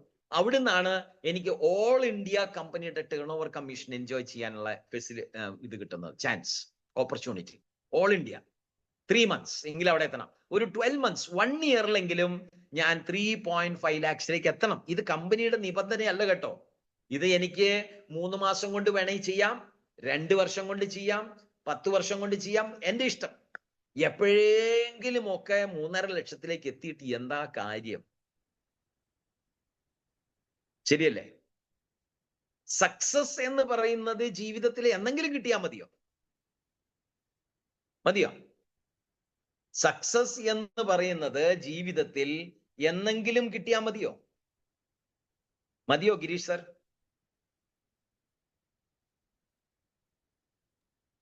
സാർ, സ്ഥിരമായിട്ട് കിട്ടണം. സക്സസ് എന്ന് പറയുന്നത് ജീവിതത്തിൽ എന്നെങ്കിലും കിട്ടിയാൽ പോരാ, എത്രയും പെട്ടെന്ന് കിട്ടണം. Am I right? എത്രയും പെട്ടെന്ന് കിട്ടണം. ജീവിതത്തിൽ വിജയിക്കുക എന്ന് പറഞ്ഞിട്ട് 1, 2, 3 വർഷം ഇങ്ങനെ അലസന്മാരെ പോലെ എവിടെയും പോകാതെ, ആളുകളെ ഒന്നും കാണാതെ, ഇങ്ങനെ അപ്പലൈനെ നോക്കിയിരുന്ന് കാത്തിരുന്ന് കണ്ണിൽ എണ്ണ ഒഴിച്ച് അപ്പലൈനെയും കാണുന്നില്ല, ഡൗൺലൈനെയും കാണുന്നില്ല, ഇളയിനൊക്കെ നെഗറ്റീവും പറഞ്ഞ് അവിടെ ഇവിടെയൊക്കെ നടന്നു കഴിഞ്ഞ് കുറേ കാലങ്ങൾ ഇങ്ങനെ തള്ളി നീക്കി എന്നെങ്കിലുമൊക്കെ ഒരു ഓപ്പണറോ സ്റ്റാർട്ടറോ ഒക്കെ ആയി 2, 3, 4 വർഷം കഴിഞ്ഞ് എങ്ങനെയോ ഉന്തി തള്ളി കുറെ ഓളിയൊക്കെ അടിച്ചു കയറ്റി സ്റ്റാറൊക്കെ ആയി, പിന്നെ സ്റ്റാർ അച്ചീവ്മെന്റ് അടുത്ത ഒരു 2, 3 വർഷത്തേക്ക് കാണുന്നില്ല. അങ്ങനെയൊക്കെ സക്സസ് കിട്ടിയിട്ട് വല്ല കാര്യമുണ്ടോ? സക്സസ് കിട്ടണം ജീവിതത്തില്, എത്രയും പെട്ടെന്ന് കിട്ടണം. അത് സിസ്റ്റം ബേസ്ഡ് ആയിട്ട് കിട്ടണം. അപ്പൊ സിസ്റ്റത്തിൽ കമ്പനി എന്താണോ നിർദ്ദേശിക്കുന്നത് അത് അതേപടി അച്ചടക്കത്തോട് കൂടിയിട്ട് ഞാൻ അത് ഫോളോ ചെയ്ത് കഴിഞ്ഞാൽ അത് ഒഴുകി ഇങ്ങ് പോന്നോളൂ. അപ്പൊ എൻ്റെ ടീമിൽ വരുന്ന ഒരു വ്യക്തിയെ ഞാൻ 100% പ്രോഡക്റ്റ് യൂസർ ആക്കുന്നു. നമ്പർ 1, 100% പ്രോഡക്റ്റ് യൂസ് ചെയ്യാൻ പഠിപ്പിക്കുന്നു. അദ്ദേഹത്തിന്റെ വീട്ടിൽ, അദ്ദേഹം PUCയിൽ വരുന്നില്ലെങ്കിൽ ഞാൻ അദ്ദേഹത്തിന്റെ വീട്ടിലേക്ക് കൊണ്ടുപോയി പ്രോഡക്റ്റ് കൊടുക്കും. അദ്ദേഹം പ്രോഡക്റ്റ് യൂസ് ചെയ്യണം. കാരണം ഇതെല്ലാം ഒരു സബ് കോൺഷ്യസ് മൈൻഡിന്റെ ഗെയിമാണ്. കേട്ടോ ഗിരീഷ് സർ? ഈ പല ആളുകളുടെ ഒരു കംപ്ലൈന്റ് എന്താ വെച്ചിട്ടുണ്ടെങ്കിൽ, സാറേ ഈ RCMന്റെ പ്രോഡക്റ്റ് വളരെ നല്ലതാണ്, നല്ല ക്വാളിറ്റിയാണ്, വിലയും കുറവാണ്, കമ്മീഷനും കിട്ടും, ഫ്രീ പ്രോഡക്റ്റ്, എന്നിട്ടും ഇവര് വന്നിട്ട് എന്താ സർ വാങ്ങാത്തത്? പലരുടെയും കംപ്ലൈന്റാ. എല്ലാം 0 എന്ന് കാണും. ഇവരെ പോയി കണ്ടിട്ട്, അല്ല സാർ RCMന്റെ ചായപ്പൊടി അത് ഗംഭീരല്ലേ, എന്താ സാധനം, ആ RCMന്റെ ഓയിൽ യൂസ് ചെയ്തിട്ടാണ് എനിക്ക് എന്തുമാത്രം രോഗങ്ങൾ ഉണ്ടായിരുന്നു. എന്റെ ഡയബറ്റിക് മാറി, അത് മാറി. ഇപ്പം വാങ്ങുന്നുണ്ടോ? ഇല്ല, ഞാനൊരു 3-4 മാസമായിട്ട് ഇപ്പൊ വാങ്ങാറില്ല. ഞാൻ RCMന്റെ ഔട്ട്ലെറ്റ് പോകാറപ്പോ അപ്പൊ എന്തുകൊണ്ടാ സർ പോകാഞ്ഞത്, വാങ്ങാഞ്ഞത്? അത് അങ്ങോട്ട് പോകാൻ പറ്റിയില്ല, അതുകൊണ്ട് ഞാൻ വാങ്ങിയില്ല. അപ്പൊ ഇവർക്കെല്ലാം പ്രോഡക്റ്റ് വേണമെന്നും നല്ലതാണെന്നും ഒക്കെ അറിയാം. ഇതെല്ലാം ഒരു സബ് കോൺഷ്യസ് മൈൻഡിന്റെ ഒരു ഗെയിമാണ്. അതായത് നമ്മൾ കാലങ്ങളായിട്ട് കഴിഞ്ഞ 10, 15, 20, 30 വർഷമായിട്ട് നമ്മൾ TV കൂടി അഡ്വർടൈസ്മെന്റ് കേൾക്കുന്നു. കോൾഗേറ്റിനെ പറ്റിയും ലൈഫ് ബോയ് പറ്റിയും ലക്സിനെ പറ്റിയും ഒക്കെ ഇങ്ങനെ കേൾക്കുന്നു. അത് നമ്മുടെ മനസ്സിൽ എത്രയോ ഡീപ്പ് റൂട്ടഡ് ആണ്, എത്രയോ ഡീപ്പ് റൂട്ടഡ് ആണ്.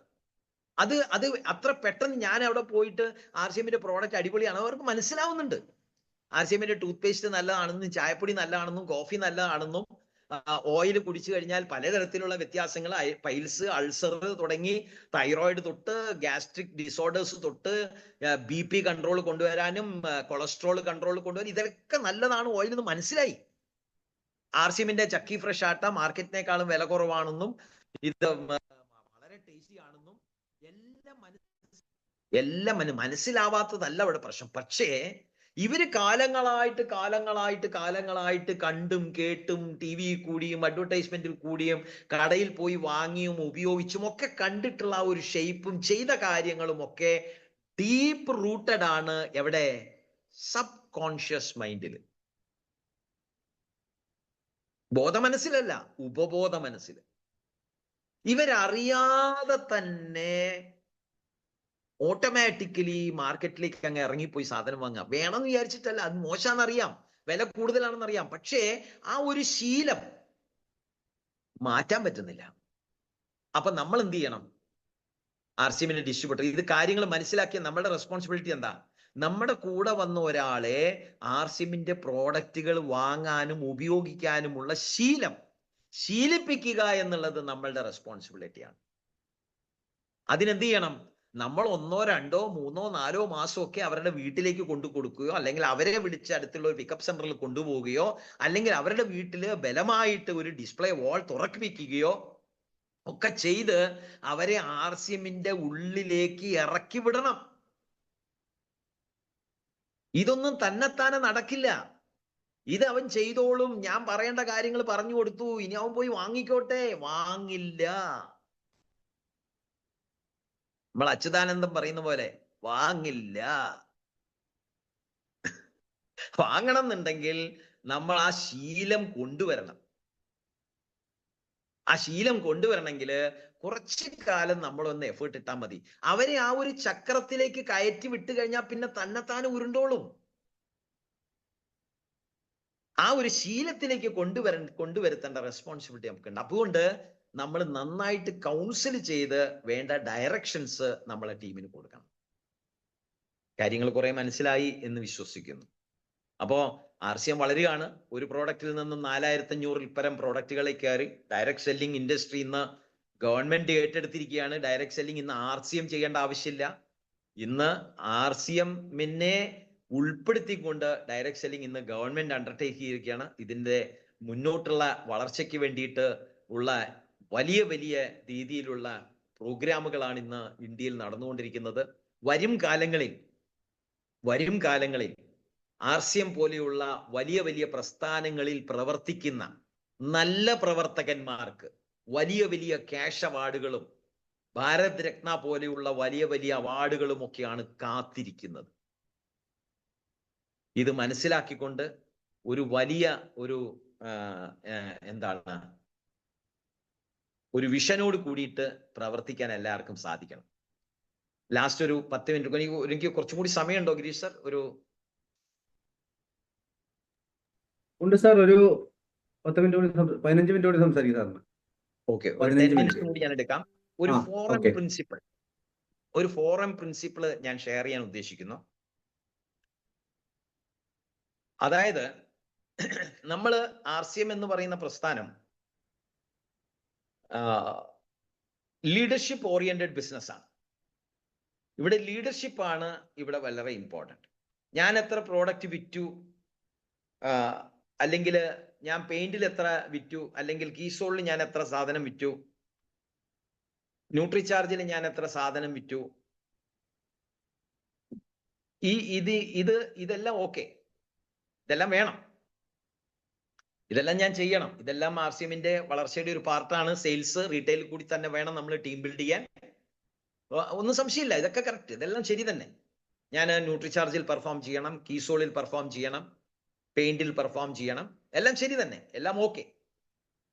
പക്ഷേ ഒരു കാര്യം ഞാൻ മറക്കാൻ പാടില്ല, ഐ ആം ഇൻ RCM. RCMന് എപ്പോ വേണമെങ്കിലും ഏത് പ്രോഡക്റ്റ് വേണമെങ്കിലും റിമൂവ് ചെയ്യാം. അതിന്റെ അതോറിറ്റി RCMനുണ്ട്. RCMന് ഏത് സമയത്ത് വേണമെങ്കിലും ഏത് പ്രോഡക്റ്റും. അതുകൊണ്ട് പർട്ടിക്കുലർ പ്രോഡക്റ്റുകളിൽ ഫോക്കസ് ചെയ്ത് അതിൽ മാത്രം സ്റ്റിക്ക് ഓൺ ചെയ്യുന്ന ആളുകൾ വളരെ ശ്രദ്ധിക്കണം. ആ പ്രോഡക്റ്റ് RCMൽ ഉള്ളിടത്തോളം കാലം നിങ്ങൾ RCMൽ ഉണ്ടാവും. ആ പ്രോഡക്റ്റ് എന്തെങ്കിലും RCM തൂക്കിയെടുത്ത് വെളി കളഞ്ഞിട്ടുണ്ടെങ്കിൽ നിങ്ങൾ തൊഴിലില്ലാത്ത ആളായി മാറും. അതുകൊണ്ട് RCMൽ ഫോക്കസ് ചെയ്യുക. പെയിന്റിലും ഫോക്കസ് ചെയ്യുക, കീസോളിലും ഫോക്കസ് ചെയ്യുക, ഹരിസഞ്ജീവനിയിൽ ഫോക്കസ് ചെയ്യുക, ന്യൂട്രീഷനിൽ ഫോക്കസ് ചെയ്യുക, ഗുഡ് ഡോട്ടിൽ ഫോക്കസ് ചെയ്യുക. ഏതെങ്കിലും ഒരു പ്രോഡക്റ്റിന്റെ പുറകിൽ മാത്രം പെട്ടുപോകരുത് എന്നേ ഞാൻ പറയുന്നു. എല്ലാത്തിലും ഫോക്കസ് ചെയ്യുക. എന്നിട്ട് 1500 PV, 2500 PV, 5000 PV, 10,000 PV, 25,000 PV ചെയ്യുക. അപ്പോൾ 25,000 PV ചെയ്യുമ്പോൾ അതിനകത്ത് ഒരു 5,000 PV ന്യൂട്രിചാർജ്, ഒരു 5,000 PV കീസോള്, ഒരു 5,000 PV ഗാമ ഒറിജിനോള്, അങ്ങനെ ഡിവൈഡ് ചെയ്ത് എല്ലാത്തിനും ഡിവൈഡ്. ഏത് പ്രോഡക്റ്റും നമ്മളെ 25,000 PVന്റെ ഉള്ളിൽ ഉണ്ടാവണം.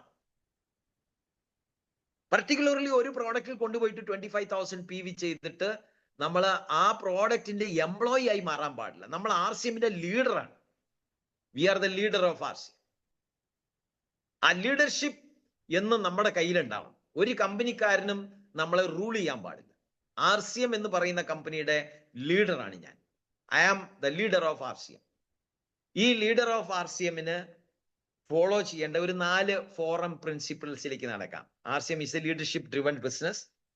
അപ്പൊ അതുകൊണ്ട് നമ്മൾ ശ്രദ്ധിക്കേണ്ട, നമ്മളുടെ കൺട്രോളിൽ എന്നും വേണ്ട 4 M.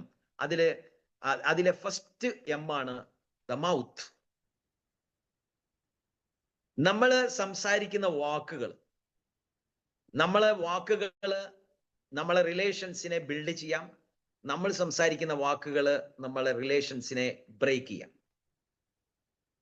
കത്തി കൊണ്ട് ഒരു ജീവൻ ഉണ്ടാക്കിയെടുക്കാം. അതേ കത്തി കൊണ്ട് ഒരു ജീവനെ കൊല്ലാനും പറ്റും. Yes or no? ഡോക്ടർമാരുടെ കയ്യിൽ കത്തി കിട്ടിക്കഴിഞ്ഞാൽ അവര് നല്ല ഓപ്പറേഷൻ ചെയ്ത് കേടായി കിടക്കുന്ന ഹാർട്ടിനെ ബൈപ്പാസ് ചെയ്ത് സർജറി ചെയ്ത് ആ ഹാർട്ട് സർജറി ചെയ്ത് അയാൾക്കൊരു ജീവൻ കൊടുക്കുകയാണ്. അതേ കത്തി കൊണ്ട് ടെററിസ്റ്റ് ആക്ടിവിറ്റി ചെയ്യുന്ന ആളുകള് ഒരാളെ കൊന്നൊടുക്കാനും സാധിക്കും. നമ്മുടെ വാക്ക് ആളുകളെ ബിൽഡ് ചെയ്യാനും ആളുകളെ തകർക്കാനും സാധിക്കും. അതുകൊണ്ട് കൺട്രോൾ ഓൺ മൗത്ത്. പേഷ്യൻസ് എന്ന് പറയുന്നുണ്ടല്ലോ, പേഷ്യൻസ്. ചൂടാകാതെ, ദേഷ്യം പിടിക്കാതെ, പേഷ്യൻസ് എന്ന് പറയുന്നത് നമ്മൾ പ്രാക്ടീസ് ചെയ്യണം. അത് തന്നെത്താനെ കിട്ടുന്ന ഒരു സംഭവമല്ല. പേഷ്യൻസ് അല്ലെങ്കിൽ ചൂടാകാതെ നമ്മളെ സെൽഫ് കൺട്രോൾ ഉള്ള ആൾക്ക് മാത്രമേ അവരുടെ വാക്കുകളെ കൺട്രോൾ ചെയ്യാൻ പറ്റുള്ളൂ. കൺട്രോൾ ഓൺ ദ മൗത്ത്, അതാണ് ആദ്യത്തെ M. രണ്ടാമത്തെ M, നമ്മൾ RCMലേക്ക് വന്നു കഴിയുമ്പോഴത്തേക്കും ഇത് ഡെവലപ്പ് ചെയ്യാനൊക്കെ പല സ്ഥലങ്ങളിൽ യാത്ര ചെയ്യേണ്ടി വരും. പലരും നമ്മുടെ കൂടെ ഉണ്ടാവും. പല സ്ഥലത്ത് നമ്മൾ പോയി താമസിക്കേണ്ടി വരും. യാത്രയ്ക്ക് ചെലവുണ്ടാവും, താമസിക്കാൻ ചെലവുണ്ടാവും, വരുമാനം ചിലപ്പോൾ കുറവായിരിക്കും, എക്സ്പെൻസ് കൂടുതലായിരിക്കും. നമ്മളുടെ കാശിൽ നമുക്ക് കൺട്രോൾ ഉണ്ടാവും. Control on money. Over expense ചെയ്ത് കഴിഞ്ഞാൽ അത് പിന്നീട് നമുക്കത് വലിയ ഡീമോട്ടിവേഷൻ ആവും. പാവപ്പെട്ട ആൾക്കാർക്കും പണക്കാരും തമ്മിലുള്ള ഒരു വ്യത്യാസം പറയട്ടെ ഈ കാശിന്റെ കാര്യത്തില്. പാവപ്പെട്ട ആൾക്കാര് കാശുണ്ടാക്കും, അത് ചെലവാക്കും. അവരുടെ ബാങ്കിൽ ഒന്നും ഉണ്ടാവില്ല.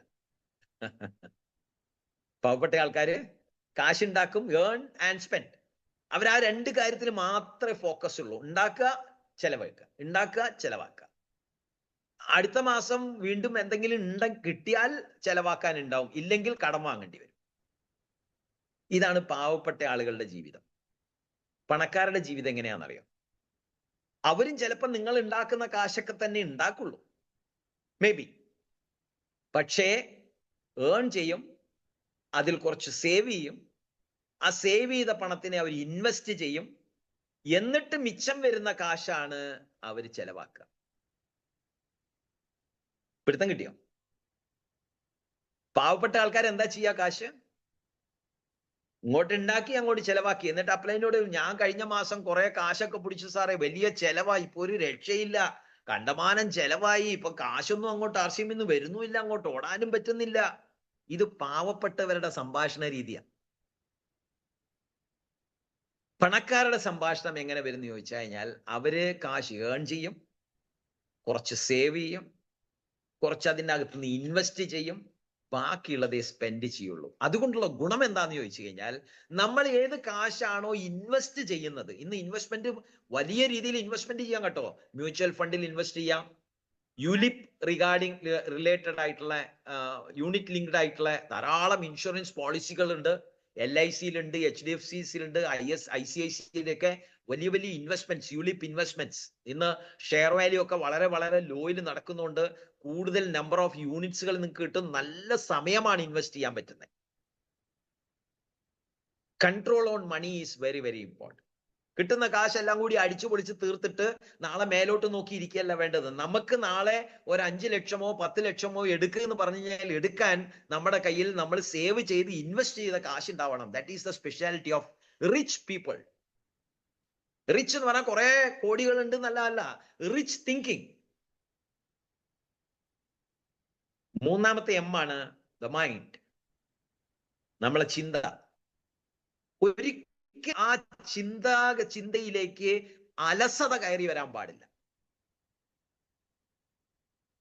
Where the dream dies the comfort starts എന്നാ പറയാം.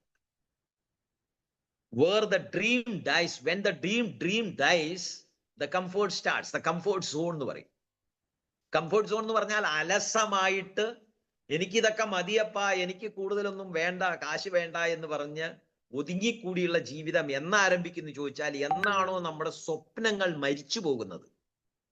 സ്വപ്നങ്ങൾ എന്ന് മരിക്കുന്നു അന്ന് എൻ്റെ കംഫേർട്ട് സോൺ ആരംഭിക്കുകയാണ്. ഞാൻ പിന്നെ വീട്ടിൽ നിന്നൊന്നും പുറത്തിറങ്ങില്ല. എന്നെ അപ്ലൈൻ ലീഡർമാർ ഉന്തിയാലും തള്ളിയാലും ഞാൻ മീറ്റിങ്ങിലൊന്നും വരൂല. ഉന്തി തള്ളി കൊണ്ടുവന്ന് ഒരു മാസം മോട്ടിവേറ്റ് ചെയ്ത് പണിയെടുപ്പിച്ചാൽ അടുത്ത 2 മാസത്തേക്ക് പുറത്തേക്ക് കാണൂല. ബിക്കോസ് അദ്ദേഹത്തിന്റെ സ്വപ്നങ്ങൾ മരിച്ചുപോയി. എന്തെങ്കിലും സ്വപ്നം വേണ്ടേ ഇറങ്ങി പ്രവർത്തിക്കാൻ? സ്വപ്നങ്ങളാണ് ഒരു മനുഷ്യനെ മുന്നോട്ട് നയിക്കുന്നത്, പ്രവർത്തിപ്പിക്കുന്നത്. ആ സ്വപ്നങ്ങൾ മരിക്കാതെ നോക്കേണ്ടത് ഓരോരുത്തരുടെയും റെസ്പോൺസിബിലിറ്റിയാണ്.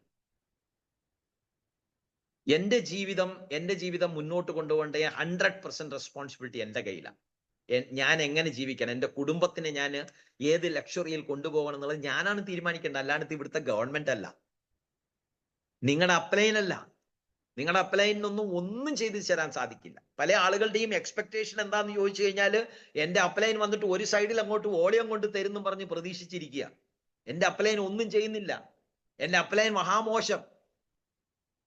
നിങ്ങളുടെ ബിസിനസ് വളരാത്തതിന്റെ കാരണം നിങ്ങൾ ഒരൊറ്റ ആള് മാത്രം.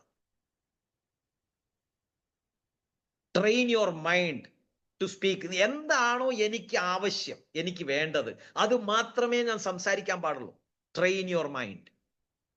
എന്താണോ എനിക്ക് വേണ്ടത്, എനിക്ക് എന്താണോ വേണ്ടത്, അത് മാത്രമേ ഞാൻ സംസാരിക്കാൻ പാടുള്ളൂ.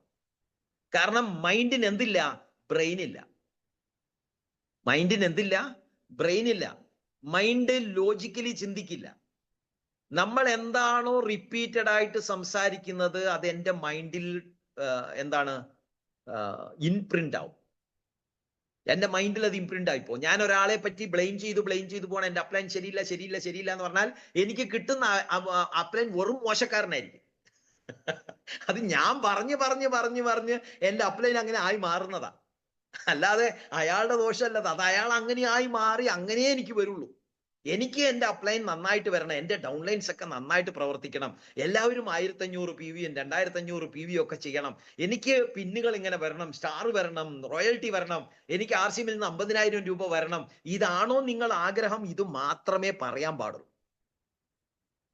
എന്ന് നമ്മൾ നെഗറ്റീവ് പറയാൻ തുടങ്ങുന്നു, എന്ന് നമ്മൾ നമുക്ക് വേണ്ടാത്ത കാര്യങ്ങൾ ഉച്ചരിക്കാൻ തുടങ്ങുന്നു, അന്ന് തൊട്ട് നമ്മളുടെ ഡൗൺഫോൾ ആരംഭിച്ചു. അതിന്റെ കാരണക്കാരൻ ആരാണോ ഇത് പറയുന്നത് അവര് തന്നെയാണ്. 100% responsibility. Control on your mind. And the fourth one is your attitude. Mood. The attitude. Consistency. എന്ത് ചാലഞ്ച് വന്നു കഴിഞ്ഞാലും ഉറച്ചു നിൽക്കാനുള്ള ഒരു പില്ലർ മൈൻഡഡ് ആറ്റിറ്റ്യൂഡ്. ഒരിക്കല് ഒരു പൂച്ചയ്ക്ക് സിംഹമാകണം എന്നൊരാഗ്രഹം. ഒരു പൂച്ചയ്ക്ക് സിംഹമാകണം എന്നൊരാഗ്രഹം. പൂച്ച ആദ്യം ചെയ്യേണ്ട കാര്യം എന്താണെന്നറിയോ? എലിയെ തിന്നുന്നത് നിർത്തണം. മനസ്സിലായോ പറഞ്ഞത്? പൂച്ച എലിയുടെ പുറകിൽ ഓടുന്നിടത്തോളം കാലം പൂച്ച തന്നെയായിരിക്കും. പൂച്ചയ്ക്ക് സിംഹമായി മാറണമെങ്കിൽ സിംഹം എങ്ങനെയാണോ ജീവിക്കുന്നത് ആ ജീവിത രീതിയിലേക്ക് പൂച്ച അഡാപ്റ്റ് ആവണം. Control your mind, control your mood, attitude. നമ്മളെ ആറ്റിറ്റ്യൂഡാണ് നമ്മളുടെ ആ ഒരു വിന്നേഴ്സ് ആറ്റിറ്റ്യൂഡ്. അതാണ് നമ്മൾക്ക് നമ്മുടെ ജീവിതത്തിൽ എന്ത് പ്രശ്നങ്ങൾ വന്നു കഴിഞ്ഞാലും നമ്മൾ RCMൽ പിടിച്ചു നിർത്തുന്നത്. ഒരാളും നമുക്ക് ജീവിതത്തിൽ സക്സസ് ഒന്നും കൊണ്ടുതരില്ല. You have to search for it, you have to run for it. നിങ്ങൾ ഓടി നിങ്ങൾ ജീവിതത്തിൽ സക്സസ് ചെയ്യണം. ഒരു അപ്ലൈനും നിങ്ങൾക്ക് ജീവിതത്തിൽ സക്സസ് ഒന്നും കൊണ്ടുതരാൻ പറ്റില്ല. അതിന്റെ പ്രതീക്ഷ നിങ്ങൾക്ക് ഉണ്ടെന്നുണ്ടെങ്കിൽ you are in the wrong place. ഒരു അപ്ലൈൻ ലീഡറും നിങ്ങൾക്ക് സക്സസ് കൊണ്ടുതരില്ല. Very very sorry. എന്റെ ഒരു സൈഡ് ബിൽഡ് ചെയ്തില്ല, എന്റെ കൂട്ടത്തിൽ ഓടിയില്ല. Stop thinking like a cat, think like a lion. എലിയുടെ പുറകിൽ ഓടുന്നത് നിർത്തി എങ്ങനെയാണോ ഒരു സിംഹം ഓടുന്നത്, എങ്ങനെയാണോ ഒരു സിംഹമായി മാറേണ്ടത്, ആ ആറ്റിറ്റ്യൂഡിലേക്ക് നമുക്ക് നമ്മളെ മാറ്റാൻ പറ്റണം. Build your qualities of a leader. RCMൽ ലീഡേഴ്സിന് മാത്രമേ വിജയമുള്ളൂ. Leadership attitude, leadership skills, communication, ഇതെല്ലാം നമ്മൾ പഠിച്ച് RCMന്റെ പ്രോഡക്റ്റുകൾ വഴി, RCMന്റെ ഓപ്പർച്യൂണിറ്റി യൂസ് ചെയ്ത് ഇന്ന് ഗവൺമെന്റ് നമ്മളെ നയിക്കുന്ന വഴിയിൽ കൂടി നമുക്ക് വലിയ വലിയ അച്ചീവ്മെന്റ്സിലേക്ക് നമുക്ക് പോയി എത്താൻ സാധിക്കണം. അതിന് അടിപൊളി ലീഡർമാരാണ് നിങ്ങളെ കൂടെ ഉള്ളത്. കേരളത്തിലെ ഇന്നും മികച്ചു നിൽക്കുന്ന ടീമുകളിൽ ഏറ്റവും എടുത്തു പറയാവുന്ന ലീഡേഴ്സാണ് doctor Rajan sir, Arjun sir, അതേപോലെ അതിനോടൊപ്പം കിടപിടിച്ച് ഇന്ന് നാഷണൽ ലെവലില് മുന്നിട്ട് നിൽക്കുന്ന നമ്മളെ ഗിരീഷ് സർ. ഇവരെല്ലാവരും, ആരുടെയും പേര് ഞാൻ അങ്ങനെ എടുത്തു പറയുന്നില്ല എന്നേ ഉള്ളൂ, ഓരോരുത്തരും ഒന്നിനൊന്ന് മികച്ച ലീഡർമാരാണ്. അപ്പൊ അവരുടെ ഗൈഡൻസ് കണ്ണും പൂട്ടി ഫോളോ ചെയ്യാം. നമ്മുടെ ബുദ്ധി ഉപയോഗിച്ച് നമ്മുടെ ജീവിതത്തിലെ ഇനിയും കുളമാക്കാതെ ശ്രദ്ധിക്കുക. അത്ര എനിക്ക് ഈ ഒരു അവസരത്തിൽ പറയാനുള്ളൂ. വിളിച്ചതിൽ വളരെ സന്തോഷം. വീണ്ടും ഒരിക്കൽ കാണാം. Thank you. Jaya R C. Thank you.